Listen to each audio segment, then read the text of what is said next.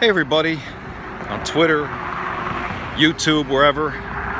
Just a thought here, walking out and having a beautiful, beautiful Saturday afternoon in New Jersey, breathing the fresh air, unbelievable. You know, it's funny with the fear-stricken country that we're in right now. You know, it's funny. Homeless people, you would think, are at the highest risk, so they say. That homeless people could be the beacon of shining light through this whole coronavirus pandemic and the, sorry for the noise, and the overstating of the pandemic through the media, the government, the overblown statistics, the false statistics, and everything else.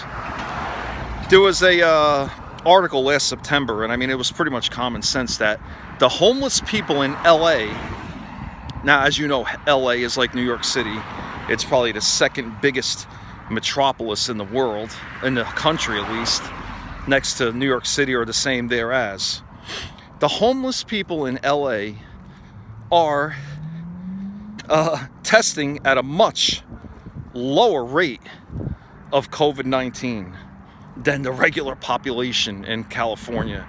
There's something to be said about lockdowns killing lives and just destroying immune systems, physically, emotionally, and mentally, without a doubt. Isolationism is not what human beings were created for since the beginning of creation, okay?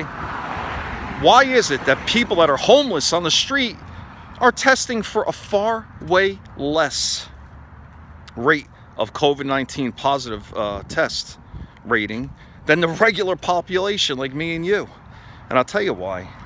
They're exposed to all bacteria out there.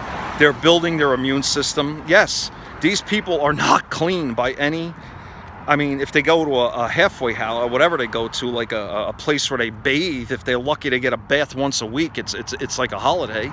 So tell me why these people are the dirtiest, worst hygiene than the regular population that lives off the street. Why?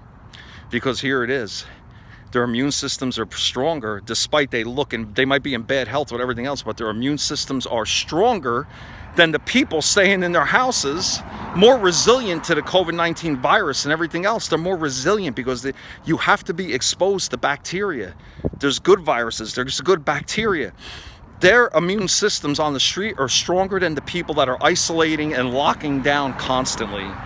And I'll tell you right now, the people that, I would like to know the statistic, maybe you know, the people that lock down the worst, lock down the most, I want to know if their death rate is higher than the people that lock down the least. Well, it actually is a proven fact.